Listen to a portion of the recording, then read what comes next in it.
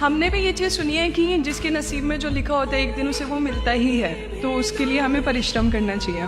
तो सर एक इनके बीच में क्या एक थिन लाइन नहीं है कि हमने सोचा जैसे 71st डे पर मुझे ऐसा लग रहा है कि अब मुझसे और नहीं होगा, अब मैं नहीं करूँगी। माना कि वो गिव अप भी कहा जाता है, लेकिन अगर मेरे नसीब में है कि नहीं यार कल ये तुझसे हो जाएगा, अगर मैं कोई भी टास्क कर रही हूँ कल ये कंप्लीट होगा, लेकिन मैं सोचूँ नहीं मेरे से ये प्रेशर नहीं हो रहा, I should let go this, I should start some other thing. तो क्या ये मुझे लेट गो करना कभी रिग्रेट नहीं कर सकते कि लाइफ में यार एक दिन और ट्राई कर लेते तो शायद मिल ही जाता? देखिए, जो नसीब का मामला है मेरे ख्याल से आपकी उम्र में नसीब को नहीं मानना चाहिए। दुनिया में किसी को नहीं पता कि नसीब है या नहीं, और है तो कितना है। सब तुक्का लगा रहे हैं, मैं भी तुक्का लगा रहा हूं। ठीक, जो हार जाता है ना उसको तसल्ली देना बहुत जरूरी है, वरना वो जी नहीं पाएगा।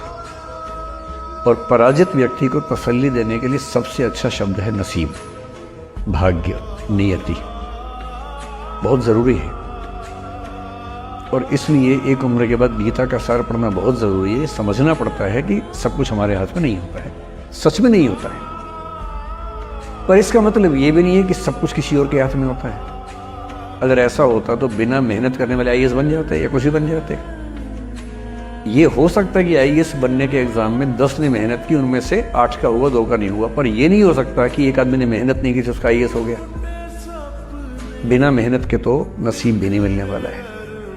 इसलिए ये मान लीजिए कि कुछ ना कुछ चीजें हमारे कंट्रोल में नहीं है, लेकिन जितना कंट्रोल में है उस पर पूरी ताकत लगाएंगे, पूरा डिसिप्लिन रखेंगे, तो हम अपनी किस्मत सबसे अच्छी लिख पाएंगे।